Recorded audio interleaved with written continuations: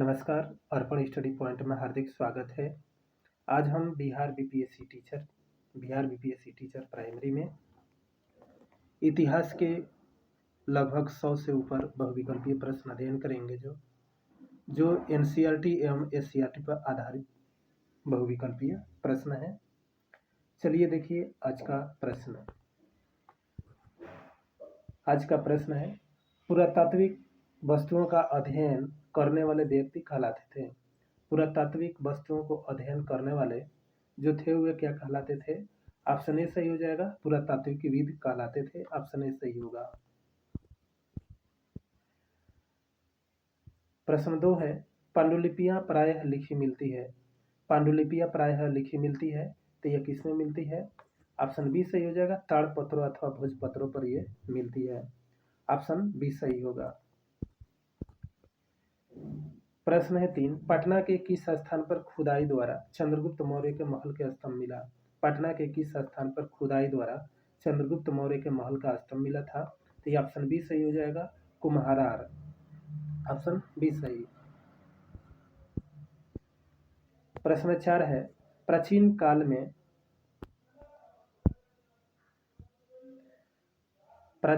में भारत में तिथियों की गणना किस आधार पर होती थी? प्राचीन काल में जो भारत में तिथियों की जो गणना की जाती थी वह किस आधार पर की जाती थी? तो ऑप्शन सी सही हो जाएगा, विक्रम संवत और शक संवत के द्वारा ये प्राचीन काल में तिथियों की गणना की जाती थी। ऑप्शन सी सही होगा।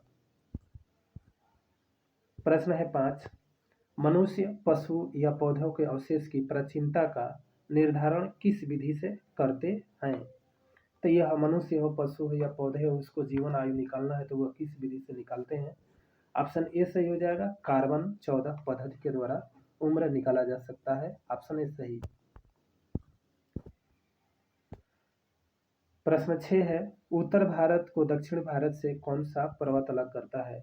उत्तर भारत से दक्षिण भारत को कौन सा ऐसा पर्वत है जो अलग करता है? तो ऑप्शन बी सही हो जाएगा, इसमें विंध्य पर्वत यानी कि सतपुड़ा। ऑप्शन बी सही होगा। प्रश्न देखिए आ गया, प्रश्न 7 है, चावल का प्राचीनतम प्रमाण कहाँ से मिला है? चावल का प्राचीनतम जो प्रमाण है यह कहाँ से मिला है? ऑप्शन ए सही हो जाएगा, कोल्डिहवा से यह मिला है। कोल्डिहवा कहाँ है? इलाहाबाद में। ऑप्शन ए सही होगा। प्रश्न 8 है, पैसरा बिहार के किस जिले में स्थित है? पैसरा बिहार के किस जिले में स्थित है? तो यह हम लोग का हो जाएगा ऑप्शन डी सही, मुंगेर जिले में है। ऑप्शन डी सही। प्रश्न 9 है, भारतीय उपमहाद्वीपों में आरंभिक मानव के निशान किस राज्य में सबसे अधिक मिला है? भारतीय उपमहाद्वीपों में आरंभिक मानव के निशान किस राज्य में सबसे अधिक मिला है? तो ये मिला है मध्य प्रदेश। ऑप्शन सी सही हो जाएगा, मध्य प्रदेश। साथियों, हमारे चैनल को सब्सक्राइब कीजिए जो कि आप तक नोटिफिकेशन पहुंचता रहे। देखिए, और प्रश्न है 10, प्रारंभिक औजार अधिकांशतः किस चीज के बने होते हैं? तो प्रारंभिक औजार जो अधिकांशतः है यह किस चीज के बने होते थे? तो ये बने होते थे किसके? पत्थर के। ऑप्शन बी सही होगा। प्रश्न 11 है, आरंभिक मानव बस्तियों से जुड़ा फैसला नामक स्थान बिहार के किस जिले में अवस्थित है?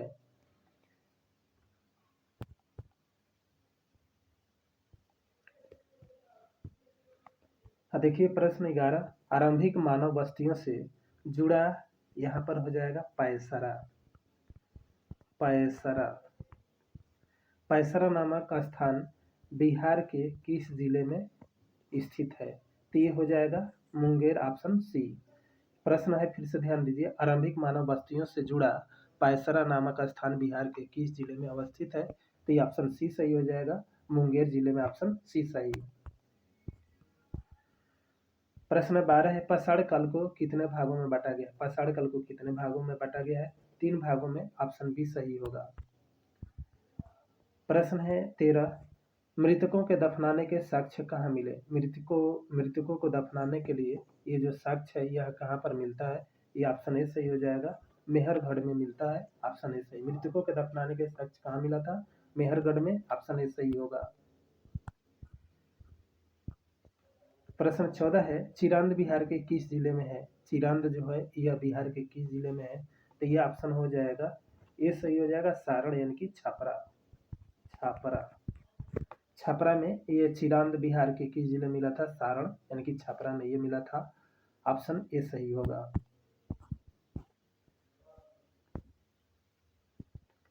प्रश्न 15 है,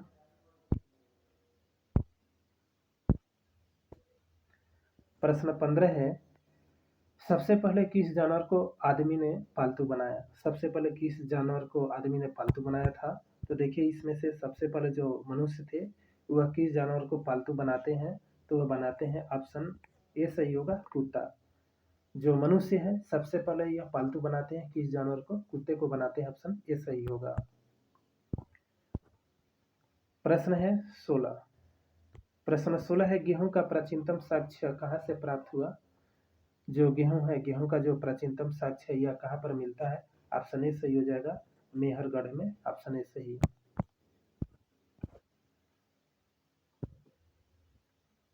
प्रश्न 7 है, चावल का प्रमाण भारत में कहाँ से मिला? चावल का जो प्रमाण है भारत में ये कहाँ से मिला था? ऑप्शन ए सही हो जाएगा, कोल्डिहवा, इलाहाबाद। इलाहाबाद में चावल का साक्ष्य मिला था, कोल्डिहवा, इलाहाबाद में। प्रश्न देखिए 19 से मिलान कीजिए। इसमें बोला गया है क्या? मिलान करने के लिए जो चिराद है, चिराद यह कहाँ पर है? ऑप्शन ए सही हो जाएगा, बिहार। जो चिराद है यह कहाँ हो जाएगा? आप चिराद जो हो जाएगा बिहार हो जाएगा। और मेहरगढ़, मेहरगढ़ हो जाएगा कहाँ पर? पाकिस्तान में। और बुजुर्हुम कहाँ हो जाएगा? कश्मीर में। और कोल्डिहवा कहाँ हो जाएगा? उत्तर प्रदेश में। तो देखिए इसमें से हम लोगों का क्या सही हो जाएगा? ऑप्शन देखिए इधर दिया है नीचे, इसमें हम लोग का ऑप्शन हो जाएगा B C D A, B सही होगा। ऑप्शन बी सही हो जाएगा इसमें से। प्रश्न देखिए आगे,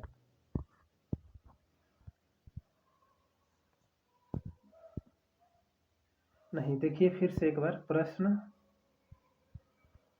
हाँ प्रश्नों को मिलाइए फिर से। चिरांद है यह कहाँ पर? बिहार में। मेहरगढ़ पाकिस्तान में। बुजुर्हुम कश्मीर में। और कोल्डिहवा उत्तर प्रदेश में। तो इसमें से हम लोग का ऑप्शन हो जाएगा चिराद का बी।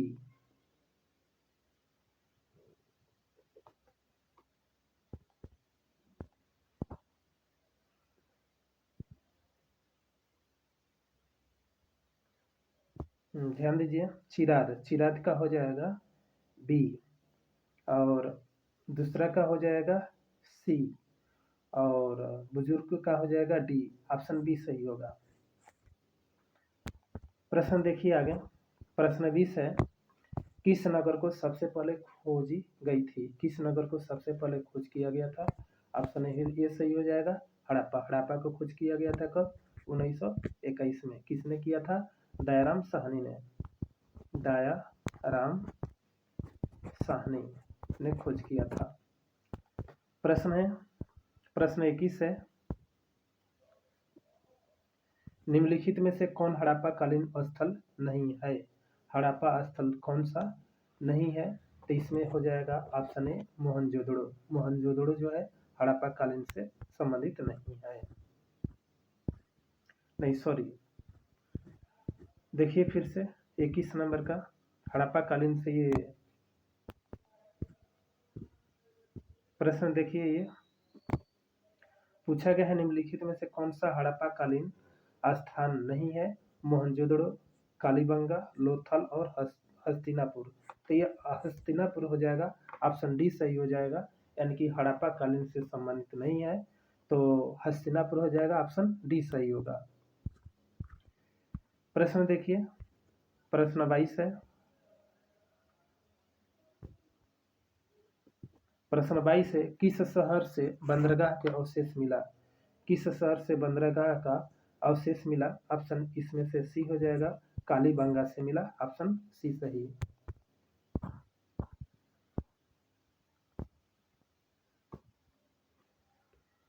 प्रश्न 22 है, निम्नलिखित में से कौन सा हड़प्पा सभ्यता की विशेषता नहीं है? हड़प्पा सभ्यता की विशेषता नहीं है तो इसमें से हो जाएगा ऑप्शन बी सही हो जाएगा, ग्रामीण जीवन। ग्रामीण जीवन यह कहाँ पर था? वैदिक काल में था, तो ऑप्शन डी सही हो जाएगा। प्रश्न 24, हड़प्पा सभ्यता की खोज किस वर्ष हुई थी? हड़प्पा सभ्यता की जो खोज हुई थी 1921 में, ऑप्शन ए सही होगा। प्रश्न 25, महास्नान घर किस नगर से प्राप्त हुआ है? महास्नान घर किस नगर से प्राप्त हुआ है? तो इसमें से हम लोगों का ऑप्शन सही हो जाएगा, कौन सा? डी हो जाएगा, कालीबंगा।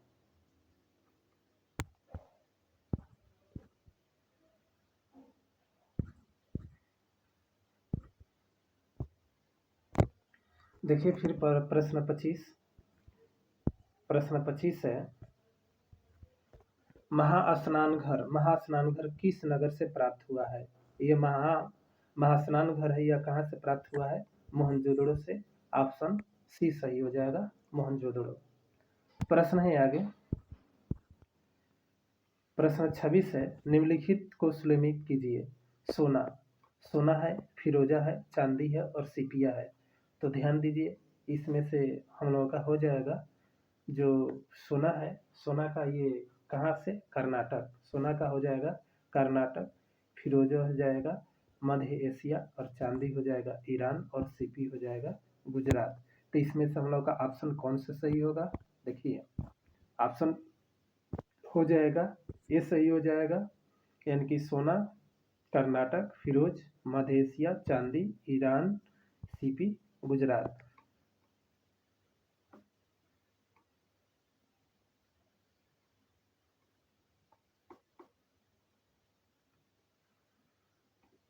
फिर से देखिए इसको,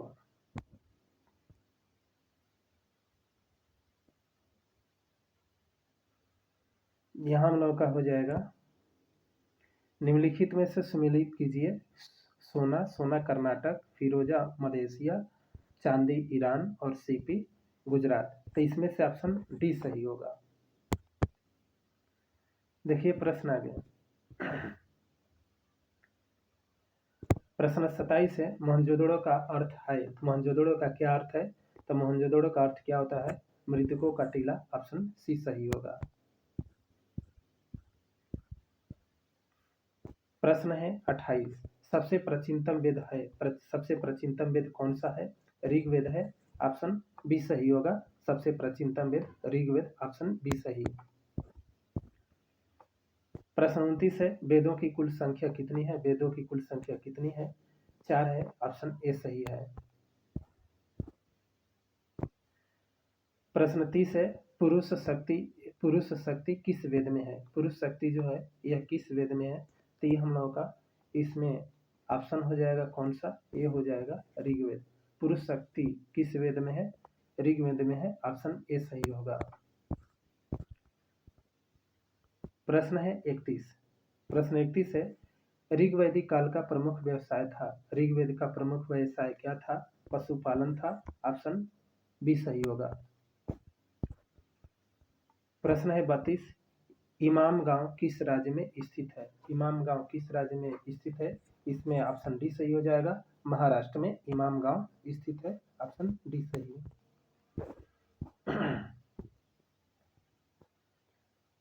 प्रश्न 33 है, आर्यों का विस्तार बिहार के किस नदी तक था? आर्यों का जो विस्तार था वह किस नदी तक था? तो ऑप्शन इसमें से सी सही हो जाएगा, गंडक तक था।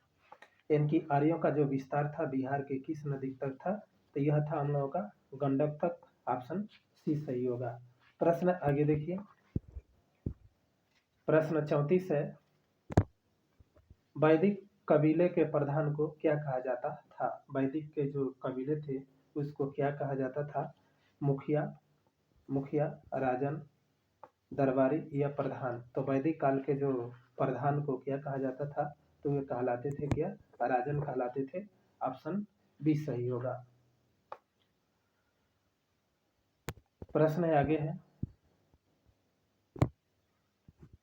इनाम गांव की बस्ती है। इनाम गांव की बस्ती है, यह क्या है? इनाम गांव की बस्ती, ध्यान दीजिए, इनाम गांव की जो बस्ती है वह क्या कहलाता है? इनाम गांव की बस्ती ताम्र पाषाण कहलाता है। ऑप्शन ए सही हो जाएगा, ताम्र पाषाण। प्रश्न देखिए 36।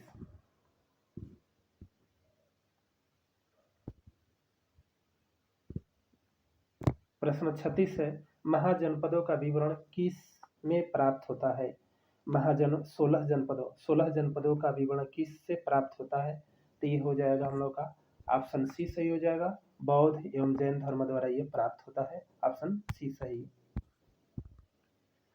प्रश्न 37, मगध के प्रथम महत्वपूर्ण शासक कौन था? मगध के प्रथम महत्वपूर्ण शासक कौन था?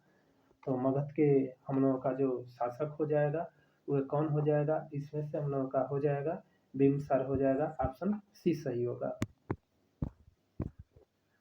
प्रश्न है 38, महाजनपदों का विवरण प्राप्त होता है। महाजनपदों का विवरण प्राप्त होता है, अभी पढ़े आपने, बौद्ध धर्म और जैन धर्म से ये प्राप्त होता है।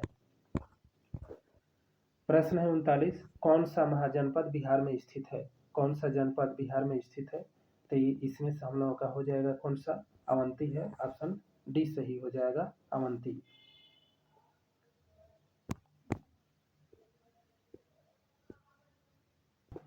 प्रश्न आगे है, प्रश्न देखिए आगे।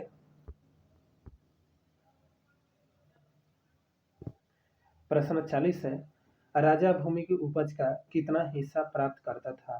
तो जो राजा भूमि की रा, राजा भूमि की उपज का कितना हिस्सा प्राप्त करता था? तो ऑप्शन डी सही हो जाएगा, चौथा हिस्सा प्राप्त करता था। ऑप्शन डी सही।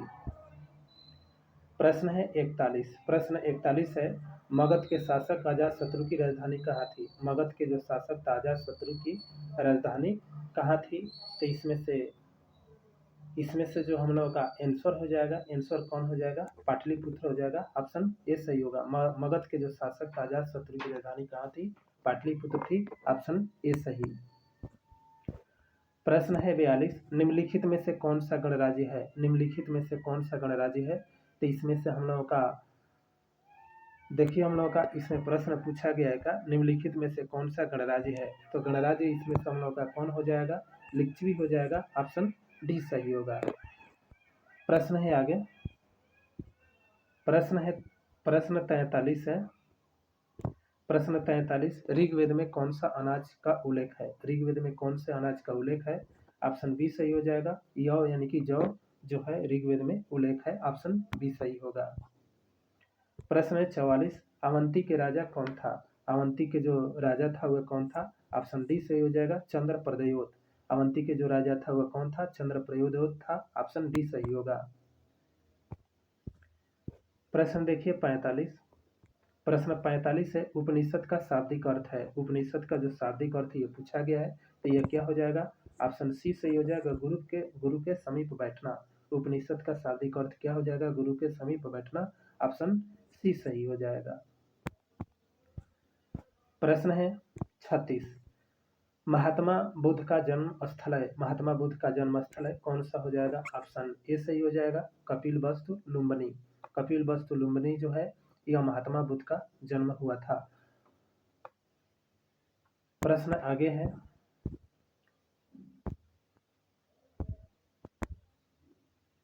प्रश्न 47 है, महात्मा बुद्ध ने अपना पहला उपदेश कहाँ दिया था? महात्मा बुद्ध से जो महात्मा बुद्ध थे ये अपना पहला उपदेश कहाँ दिए थे? ऑप्शन सी सही हो जाएगा, सारनाथ में दिए थे, जो बनारस में। ऑप्शन सी सही।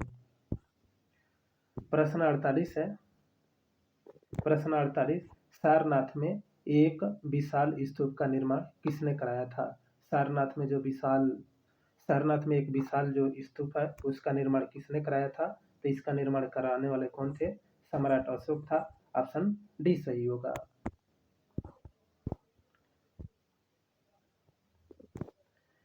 प्रश्न 49 है, महात्मा बुद्ध ने अपना पहला उपदेश दिया था। महात्मा बुद्ध ने अपना पहला उपदेश दिया था, यह घटना क्या कहलाता है?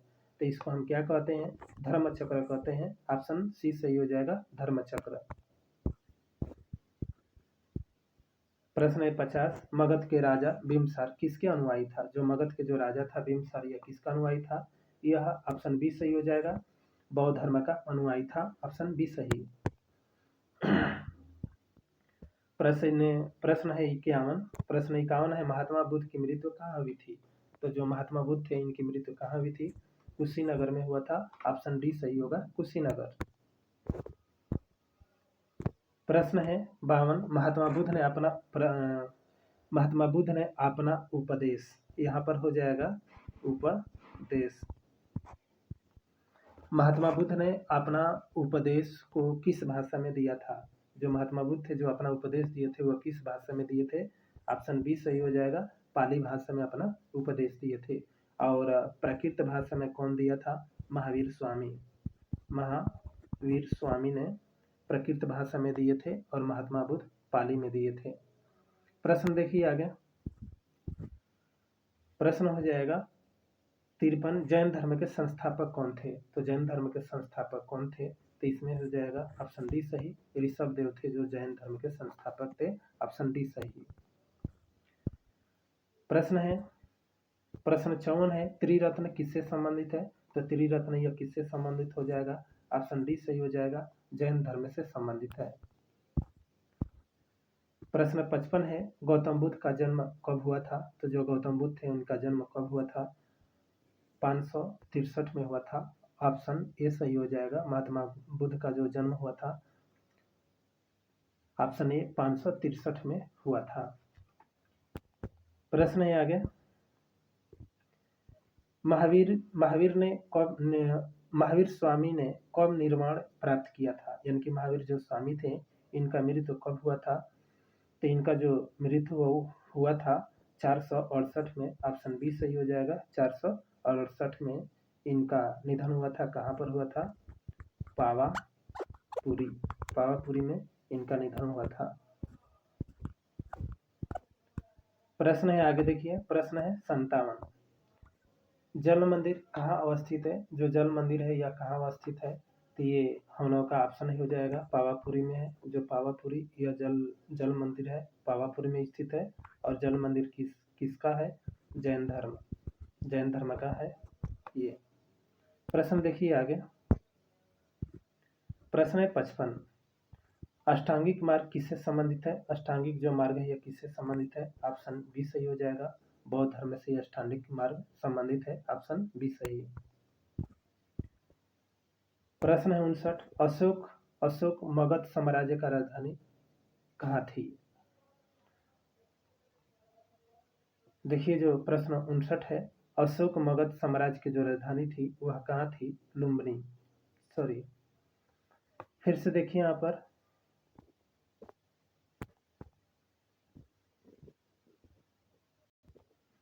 हाँ प्रश्न देखिए, अशोक मगध साम्राज्य का जो राजधानी था वह कहाँ था? पाटलिपुत्र था। यहाँ पर ऑप्शन ए सही हो जाएगा।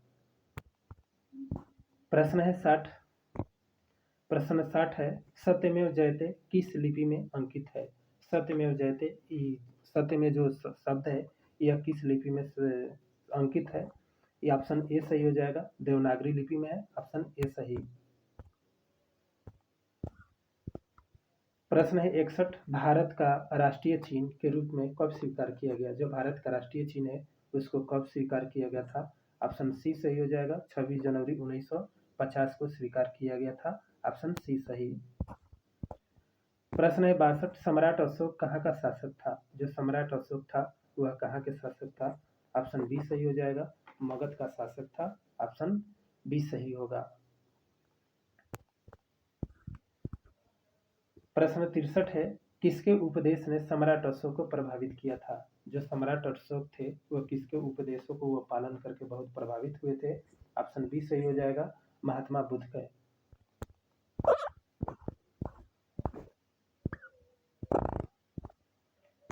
प्रश्न 64 है, अशोक के साम्राज्य में प्रशासन का उच्च पदाधिकारी होता था।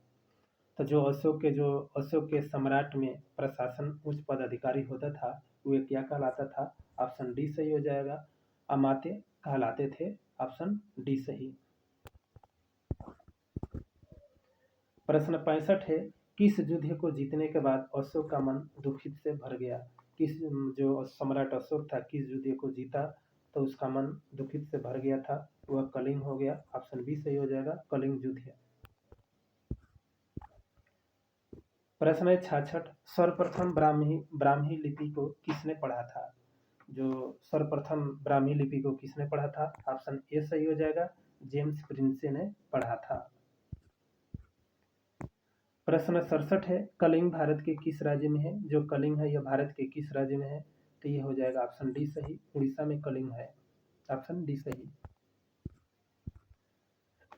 प्रश्न 68 है, सुदर्शन झील का निर्माण किसने कराया था? सुदर्शन झील का सर्वप्रथम निर्माण किसने कराया था? ऑप्शन बी सही हो जाएगा, चंद्रगुप्त ने करवाया था। उसके दोबारा उसको कौन कराया जो टूट गया फिर झील? तो रुद्रदामन ने कराया था। प्रश्न 59 है, दक्षिण भारत के बड़े किसानों को क्या कहा जाता था? दक्षिण भारत के जो बड़े किसान थे उसको क्या कहा जाता था? बेलाल बेलाल कहा जाता था, ऑप्शन सी सही होगा। प्रश्न 70 है, छोटे एवं स्वतंत्र किसानों को क्या कहा जाता था? जो छोटे थे और स्वतंत्र थे वे किसान क्या कहलाते थे? वे कहलाते थे गृहपति, ऑप्शन सी सही, गृहपति।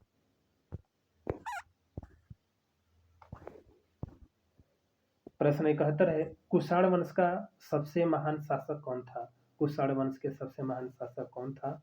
तो ये हो जाएगा ऑप्शन सी सही, कनिष्ठ होगा। कुषाण वंश के सबसे महान शासक कौन था? कनिष्ठ था, कनिष्क था, ऑप्शन सी सही। प्रश्न 72 है, शुंग वंश के संस्थापक कौन था? शुंग वंश के जो संस्थापक था वह कौन था? शुंग वंश के जो संस्थापक था वह पुष्य मित्र शुंग था, ऑप्शन सी सही होगा। प्रश्न 73 है, कनिष्क के राज दरबार में मौजूद विद्वान थे?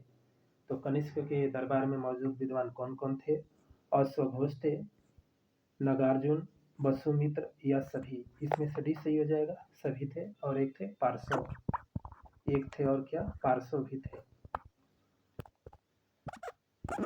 प्रश्न 74 है, कुषाण काल में कला का प्रमुख केंद्र था? कुषाण काल में जो कला का प्रमुख केंद्र था वह कौन था?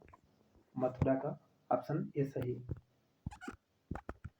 प्रश्न 75 है, भरहुत और सांची का स्तूप कला का उदाहरण है? भरहुत और सांची का स्तूप जो है वह किस कला का उदाहरण है? तो यह जो उदाहरण हो जाएगा हम लोगों का कौन सा हो जाएगा? शुंग शैली का है, ऑप्शन सी सही होगा, शुंग शैली। प्रश्न 76 है, कनिष्क की राजधानी कहाँ थी? जो कनिष्क है कनिष्क की राजधानी थी कहाँ? पेशावर थी, ऑप्शन बी सही होगा। प्रश्न 77, प्रसिद्ध यूनानी शासक कौन था? प्रसिद्ध यूनानी जो शासक था वह कौन था? ऑप्शन सी सही हो जाएगा, मिनांडर था, ऑप्शन सी सही। प्रश्न 78 है, महारैली लौह स्तंभ कहाँ स्थित है? महरौली जो है मेहरौली जो है लौह स्तंभ यह कहाँ पर स्थित है? दिल्ली में है, ऑप्शन सी सही हो जाएगा। प्रश्न 69 है, किसने विक्रमादित्य की उपाधि धारण की थी? किसने विक्रमादित्य की उपाधि धारण किया था? ऑप्शन ए सही हो जाएगा, विक्रमादित्य ने विक्रमादित्य की उपाधि धारण की थी, ऑप्शन ए सही होगा। प्रश्न 80 है, चंद्रगुप्त विक्रमादित्य ने पाटलिपुत्र का अतिरिक्त दूसरी राजधानी बनाया था? जो चंद्रगुप्त द्वितीय था वह पाटलिपुत्र के अतिरिक्त दूसरी अपनी राजधानी बनाया था, वह कहाँ बनाया था? उज्जैन बनाया था, ऑप्शन बी सही होगा, उज्जैन। प्रश्न 81 है, चीनी यात्री फायान किसके शासनकाल में भारत आया था? जो चीनी यात्री फायान था वह किसके शासनकाल में भारत आया था? ये आया था किसके शासनकाल में? चंद्रगुप्त द्वितीय के शासनकाल में आया था, ऑप्शन बी सही होगा। प्रश्न 82 है, नालंदा विश्वविद्यालय की स्थापना किसने किया था? नालंदा विश्वविद्यालय की स्थापना किसने किया था? तो इसमें से ऑप्शन सी सही हो जाएगा, कुमार गुप्त ने किया था। प्रश्न 83 है, साम्राज्य की सबसे बड़ी इकाई कहा जाता था? साम्राज्य की सबसे बड़ी इकाई कौन था? तो इसमें से ऑप्शन सी सही हो जाएगा, देश हो जाएगा। प्रश्न 84 है, चीनी यात्री ह्वेन सांग किसके शासनकाल में भारत आया था? जो चीनी यात्री ह्वेन सांग था वह किसके शासनकाल में आया था? ऑप्शन सी सही हो जाएगा, हर्षवर्धन के शासनकाल में आया था।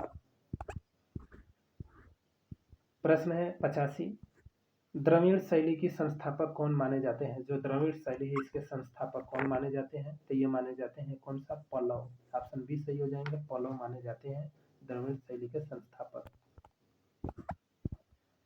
प्रश्न 86, नालंदा विश्वविद्यालय को नष्ट करने वाला, यहाँ पर क्या हो जाएगा, नष्ट करने वाला कौन था, यानी कि नालंदा विश्वविद्यालय को नष्ट करने वाला मतलब उसको तोड़ फोड़ करने वाला वो कौन था, तो ये कौन था, ऑप्शन डी सही हो जाएगा, बख्तियार खिलजी था। बख्तियार खिलजी था जो नालंदा विश्वविद्यालय को नष्ट किया था। प्रश्न 87 है, समुद्रगुप्त की परास्ती किसने पढ़ी थी, समुद्रगुप्त की जो परास्ती थी वह किसने पढ़ा था, ऑप्शन बी सही हो जाएगा, हरिसेन ने पढ़ा था, ऑप्शन बी सही। प्रश्न 86 है,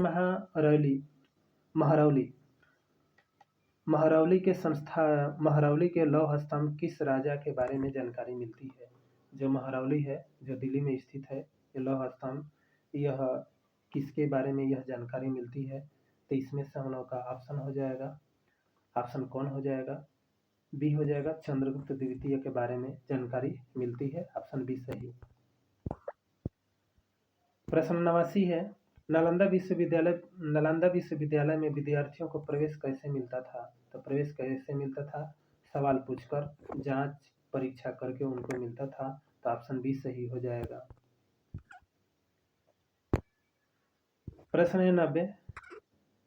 90 है, एलोह अभिलेख किस राजा की प्रस्ती है, एलोह जो है, एलोह अभिलेख किस राजा की प्रस्ती है, तो हो जाएगा, ऑप्शन बी सही हो जाएगा, पुलकेशिन द्वितीय का है एलोह अभिलेख, ऑप्शन बी सही होगा। प्रश्न 91 है, मृक्ष कटिका किसकी रचना है, मृक्ष कटिका जो है यह जो मृक्ष कटिका है यह रचना किसकी है, तो शूद्रक का हो जाएगा, ऑप्शन सी सही हो जाएगा। आज कुछ रचनाओं के बारे में भी देखेंगे जो इतिहास से जुड़ा हुआ है। प्रश्न आगे है, मुद्रा राक्षस किसकी नाटक है, मुद्रा राक्षस किसका नाटक है, तो ये हो जाएगा ऑप्शन सी सही, विशाख दत्त की यह रचना है। प्रश्न 93, हर्षवर्धन का नाटक है, हर्षवर्धन का नाटक कौन है, नागानंद है, रत्नावली, प्रियदर्शिका, इस उपयुक्त इसमें से डी सही हो जाएगा, तीनों। हर्षवर्धन का जो नाटक है नागानंद, रत्नावली और प्रियदर्शिका, ऑप्शन डी सही होगा। प्रश्न 94 है, अमरकोश किसकी रचना है, अमरकोश किसकी रचना है, अमर सिंह की है, ऑप्शन सी सही हो जाएगा। प्रश्न 95 है, कामसूत्र किसकी रचना है, कामसूत्र किसकी रचना है, वात्स्यायन की है, ऑप्शन सी सही होगा, वात्स्यायन। प्रश्न 96 है, अभिज्ञान शकुंतलम किसका नाटक है, अभिज्ञान शकुंतलम किसका नाटक हो जाएगा, ऑप्शन ए सही हो जाएगा, ये ऑप्शन ए सही हो जाएगा, कालिदास का। प्रश्न 97 है, देवगढ़ का 10वां अवतार मंदिर कहाँ है, देवगढ़ का जो 10वां मंदिर है यह कहाँ पर अवस्थित है, उत्तर प्रदेश में है, और किसके लिए यह मंदिर है, विष्णु भगवान का है। प्रश्न 98, गुहा मंदिर किसने बनवाया था, जो गुहा मंदिर है यह किसने बनाया था, वीरसेन ने बनवाया था, ऑप्शन बी सही है। प्रश्न 99 है, शून्य संख्या का सबसे पहले प्रयोग किसने किया था, अर्थात शून्य की खोज किसने किया था, ऑप्शन ए सही हो जाएगा, आर्यभट्ट ने खोज किया था। प्रश्न 100 है, आयुर्वेद चिकित्सक धन्वंतरी किसके दरबारी थे, जो आयुर्वेद चिकित्सक जो धन्वंतरी थे यह किसके दरबारी थे, तो ये चंद्रगुप्त द्वितीय के थे, ऑप्शन बी सही हो जाएगा, चंद्रगुप्त द्वितीय। प्रश्न 101 है, किस रसायन शास्त्र ने सोना चांदी तांबे के प्रयोग से रोगों को इलाज को बताया, यह कौन से ऐसे जो थे जो सोने चांदी के प्रयोग करने से इलाज ठीक हो जाता है, तो ऑप्शन बी सही हो जाएगा, नागार्जुन।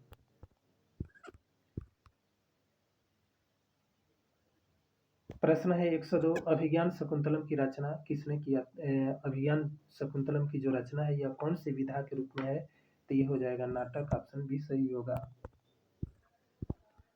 प्रश्न 103, मंदिर के महत्वपूर्ण भाग जहाँ देवी देवताओं को प्रतिमा रखी जाती थी, मंदिर के महत्वपूर्ण वह कौन सा भाग है जहाँ वे प्रतिमा रखी जाती थी, तो ये ऑप्शन दिया है प्रदक्षिणा पथ, ऑप्शन बी दिया है गोपुरम, ऑप्शन सी गृह भाग, ऑप्शन डी दलान, यहाँ दलान होगा। तो देखिए इसमें मंदिर के महत्वपूर्ण जो भाग है वह देवताओं के जो प्रतिमा रखी जाती थी, ऑप्शन बी सही हो जाएगा, कहाँ पर, गृह गर्भगृह में रखा जाता था। ऑप्शन सी सही होगा। प्रश्न 104 है, दशवांतर मंदिर में किस देवता की प्रतिमा है? दशवांतर मंदिर में किस देवता की प्रतिमा है? ऑप्शन ए सही हो जाएगा, विष्णु का। प्रश्न 105 है, इनमें से सबसे पहले किस वस्तु की रचना हुई थी? इनमें से सबसे पहले किस पुस्तक की रचना हुई थी? इनमें से सबसे पहले किस पुस्तक की रचना हुई थी? ऋग्वेद का हुआ था। ऑप्शन ए सही हो जाएगा, ऋग्वेद। और अंतिम पड़ाव पर है प्रश्नों का। देखिए प्रश्न है, इनमें से तमिल साहित्य कौन सा है? इसमें से तमिल साहित्य कौन सा हो जाएगा? ऑप्शन डी सही हो जाएगा, शिलपदी कारम है, ये तमिल साहित्य में ये लिखा गया है। आज का अंतिम प्रश्न है, मृच्छकटिका का अर्थ है, मृच्छकटिका का अर्थ क्या है? मिट्टी की गाड़ी। ये प्रश्न बिहार में आया हुआ है। मृच्छकटिका का अर्थ क्या है? मिट्टी की गाड़ी। साथियों, हमारे चैनल अर्पण स्टडी पॉइंट को सब्सक्राइब कीजिए और नोटिफिकेशन पाते रहिए और बीपीएससी की तैयारी करते रहिए। धन्यवाद।